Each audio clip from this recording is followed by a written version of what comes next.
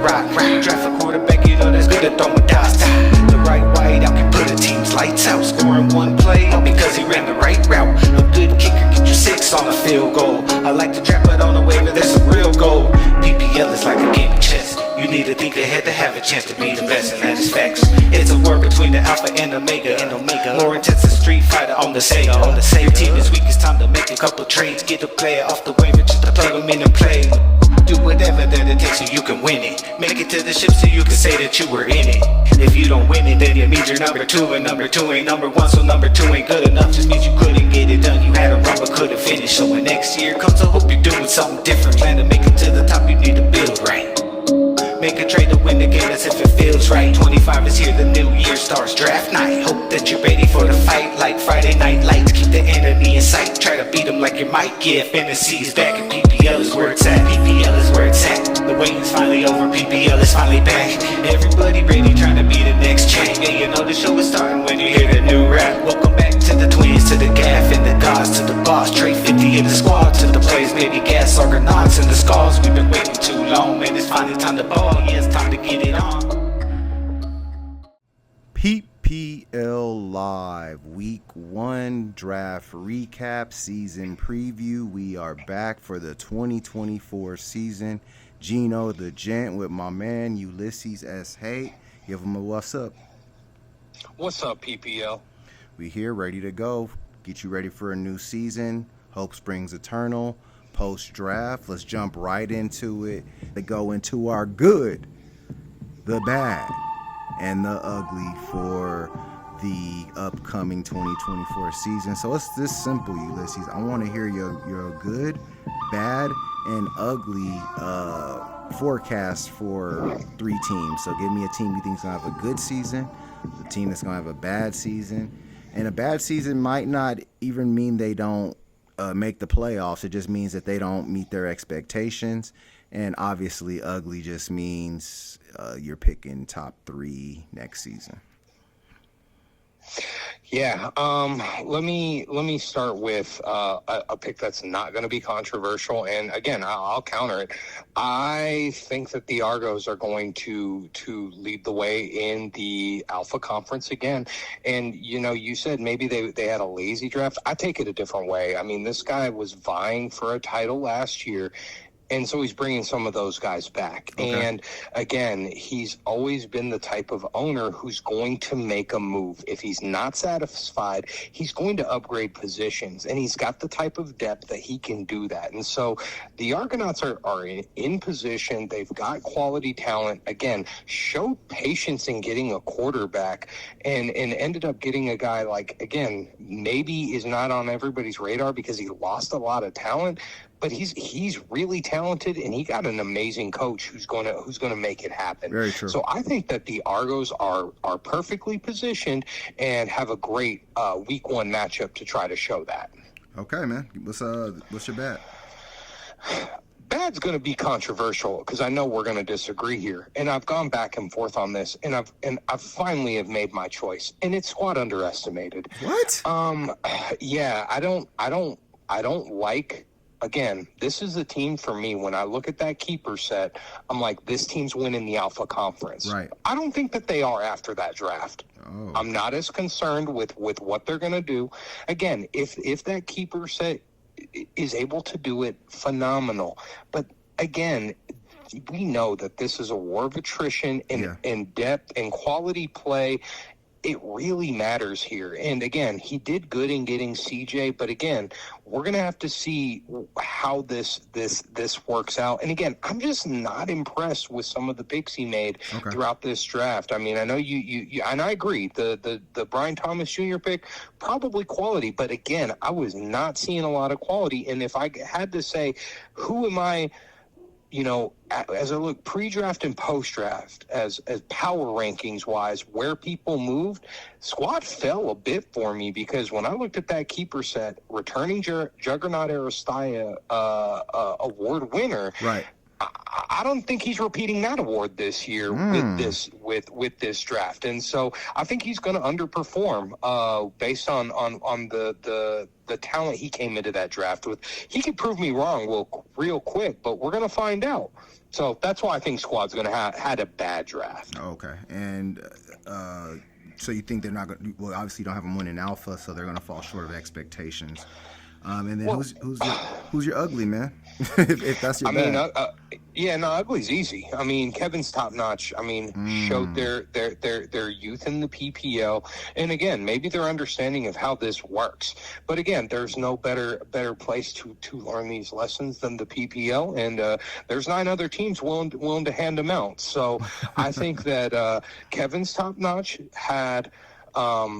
He did not have the best group of guys to pick from, but he didn't make the right 6 picks. Okay. And then he followed that up with a draft that, again, just showed a lack of understanding here. And again, it was just kind of like, come on, man, we're gonna need some to happen from you. And so we'll see how he is on the wire, on trades, and if he can improve it. But right now, he's riding the basement for me. Okay. No, I mean, I can't disagree with any of that. On my side, man, the team that I think is going to have a good season, and I think they're going to break out, and that's going to be Appease the Gods. I really like the David Montgomery pick. I went over about Jahmyr Gibbs. I think anytime a guy comes into the season with hamstrings, a lot like look at Cooper Kupp last year, the guy that's behind him is normally a guy that reaps the benefits. I think David Montgomery's going to reap benefit off of that. I think DJ Moore's in for a big year. And like I said, I really like the Tank Dell and Brian Robinson Jr. picks. Tank Dell is going to be a guy, I think, like I said, when it's all said and done, is going to be a starter and a keeper for ATG.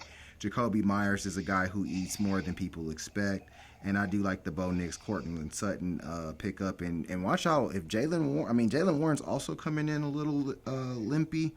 But he's not quite as twitchy as Jahmyr Gibbs, so I don't know if it'll affect him quite as much. And Pittsburgh's running style is a little different than Detroit's. So I like the Jaylen Warren pick as well. And then Bijan Robinson and Lamar Jackson, I think, are in for monster seasons along with Michael Pittman Jr. Because I think even if something was to happen to Anthony Richardson, the Colts have Joe Flacco there. I think Joe Flacco is going to pepper Michael Pittman with targets as well. So I really like ATG's draft and keeper set. I think that they're set up for a dark horse run in the Omega Conference. So that's my good. My bad, man. And I was actually defending them against you in the draft review, but my bad, I guess, is the Skulls right now. I'm not inspired by the Rachaad White keep. I get that his usage was very, very high, but it kind of concerns me that he's such a volume player without really being that effective. I'm looking at Aaron Jones a little long in the tooth there. Chris Olave, he's just not that impressive. He's a good receiver. He's not a great receiver. I don't think he's ever going to be a guy who's going to consistently put up like 1,400 yards. And the quarterback situation there is in flux. Derek Carr isn't the guy. Zay Flowers, with Mark Andrews back, I don't think Zay Flowers is going to get that same usage. Now, you do have Jamar Chase, but he's holding out for a contract right now. That's why the Brandon Ayuk and Ramondre Stevenson picks were so important, because I think there's going to be a few holes leaking in the Skull ship, and those holes might be even exposed in a week 1 matchup with their Albatross, the United play as a destroyer. So I'm not saying the Skulls are going to have a bad season, but based on the lofty expectations we've placed on them in the past of them winning the Omega Conference and winning the Pantheon Cup, I think they fall short of those expectations this year. So if I have to go with a bat this year, I think it's going to be the Skulls. And I'm going to go completely polar opposite of you for my ugly, because you took this team as your good, and they're going to be my ugly, and that's the Argonauts. I mean, even last year they were lucky to make it to Pantheon Cup 15. It was really all about the Twins imploding and not the Argonauts rising up. They weren't a high-scoring team even last year, although they won the conference. They won a lot of squeakers. So I get that you're giving them the benefit of the doubt, Ulysses, but let's talk about it. none of the running backs that they have currently are a true goal line back outside of Ezekiel Elliott, who they're not going to start. Justin Herbert and Caleb Williams aren't top-notch quarterbacks right now. Caleb lacks experience. Justin lacks weapons. And then Devontae Adams and Justin Jefferson, we already seen what life's going to be like for those two guys without top quarterback play. George Kittle's a good pick. Cooper Kupp is long in the tooth. T. Higgins is injury prone. And Chase Brown is unproven. I don't know what to expect out of this Argonaut team, but I don't think it's a return trip to the Pantheon Cup or an Alpha Conference title. And if you were to ask them, that would make their season ugly. So going with that there, my ugly for the season is the Argonauts. That being said, it's time to jump into our week 1 previews. The season is right here, ready to go. We're going to give you a quick preview of the season.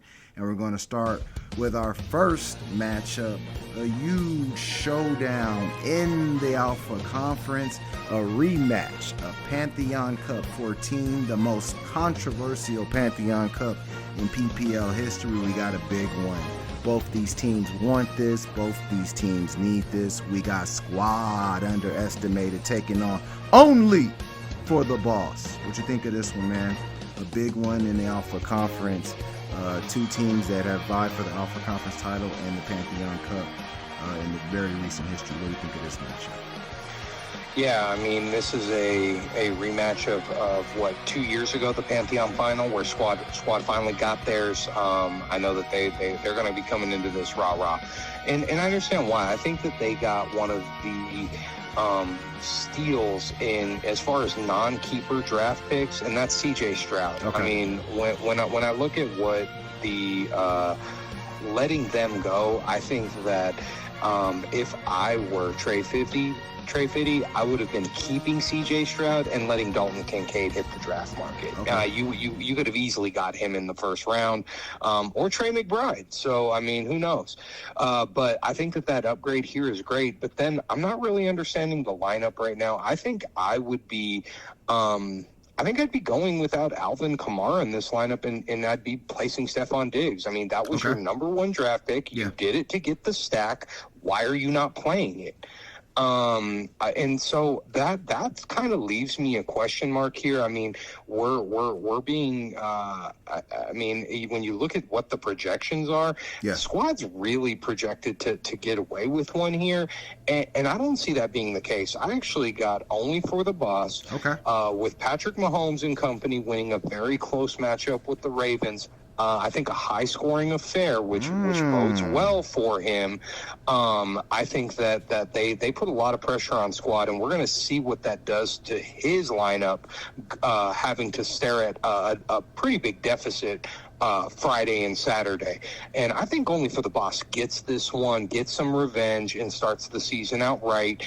I've got Only for the Boss going 128 to Squad's 124. Very interesting. Right out the gate, you picking an upset, man. I got to go the other way. I think this is an opening matchup for Squad Underestimated to really flex some muscle. Love the CJ Stroud pickup. I actually think that he's got to play Alvin Kamara just because he's going to have opportunities to score touchdowns. And Christian McCaffrey can save the day for him. I just don't see many paths to victory for Only for the Boss. This is still going to be one of the toughest matchups for the season for the Chiefs. So I don't think that the coach winning is a lock. And I don't know if Patrick Mahomes and Travis Kelce having big days is a lock. And this is one of the few times in the season you're going to actually be able to say that. I think the Squad actually catches the Boss on a great week for them. I do like Kyron Williams.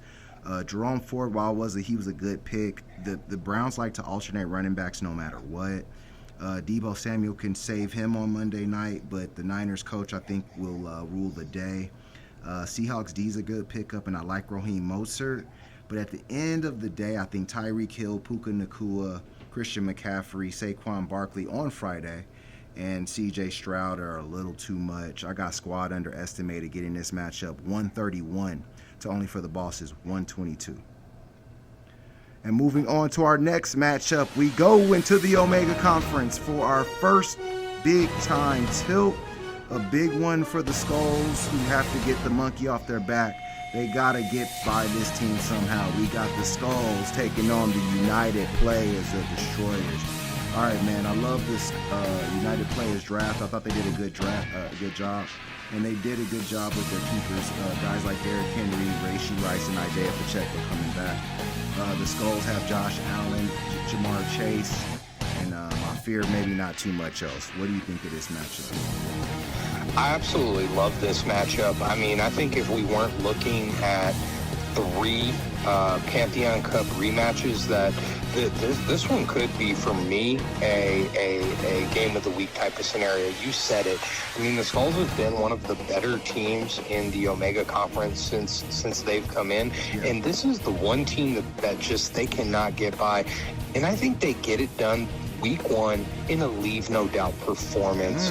I like Josh Allen's against Arizona. I think that they're going to be opening and looking to shit.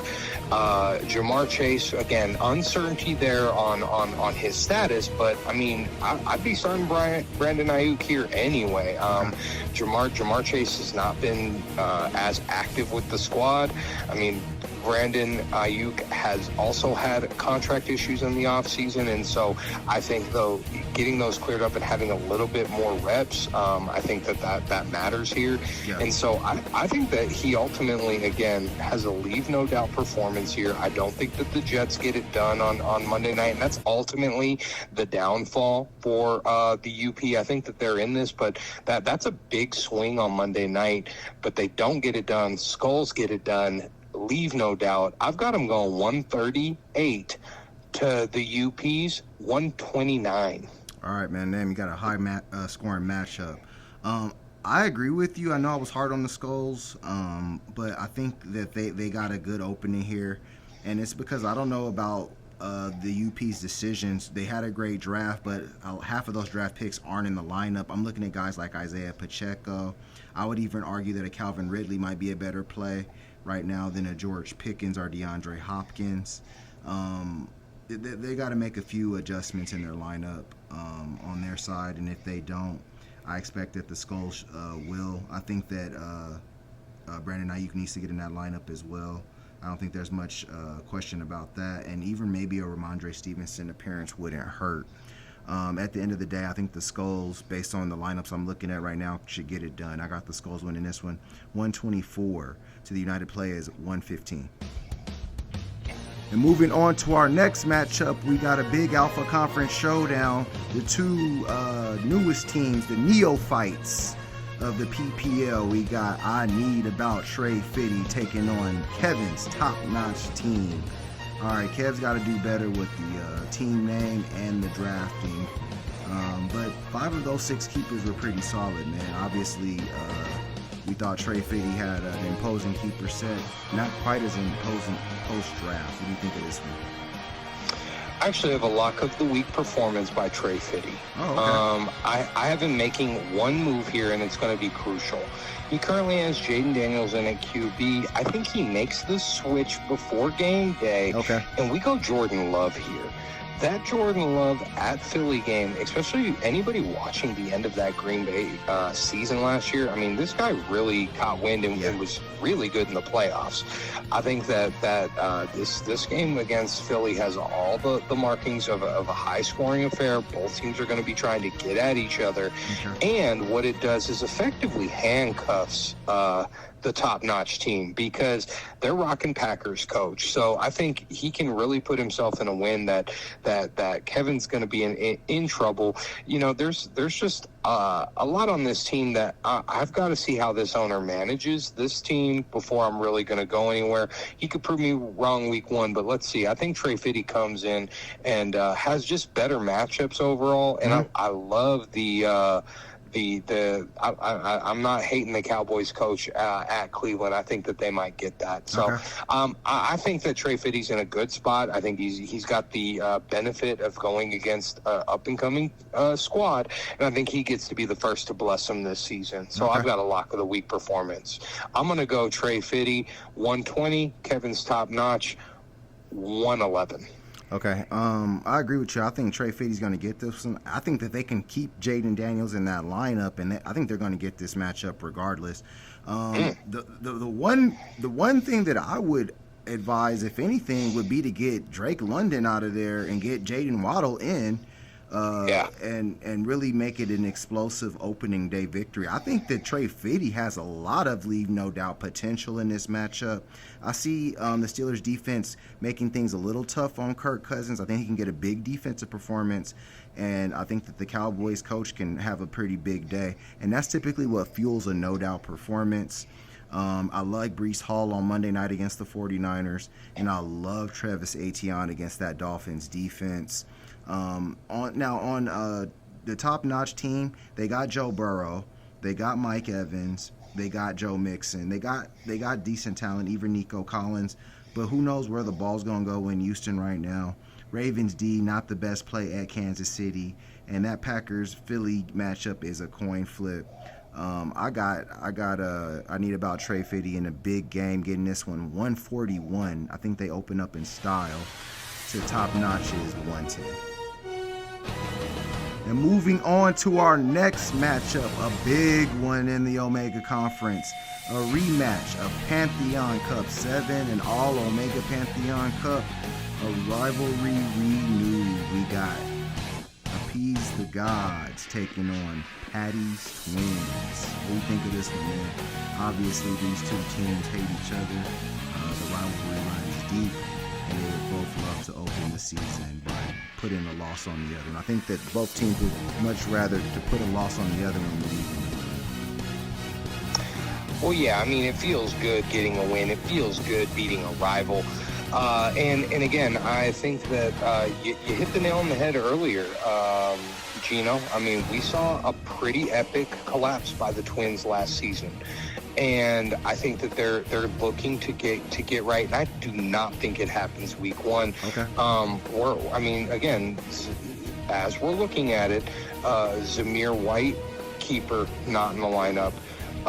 Keenan Allen, again, facing an injury, not in the lineup, makes a little bit more sense. But I'm just not loving some of the matchups this week. But I'm also, I just think that Appease the Gods is just in a better position with where guys are and where they are in the team. Okay. DJ Moore, Michael Pittman, and McLaurin, all solid number ones in there in the wide receiver position. He's got the Lamar Andrews stack, which should benefit from going against the Mahomes Kelsey stack on the other side. And I like the Bengals coach. They're currently riding the biggest line right now, and I just think that Appease the Gods has the better matchups this week. And again, I think he's going to get off to a good start against an old rival. I've got Appease the Gods getting this one 123 to Patty's Twins 117. Nah, man, this is a tough one to pick. This is probably the toughest one of the week to pick. I like the Twins' chances of winning this matchup, but I think that they got to make a few changes. I think Austin Eckler has to get out of the flex. You got to get Zamir White in there. I wouldn't even mind seeing a Curtis Samuel appearance. I think Curtis Samuel is a guy that can get a lot of targets in Buffalo.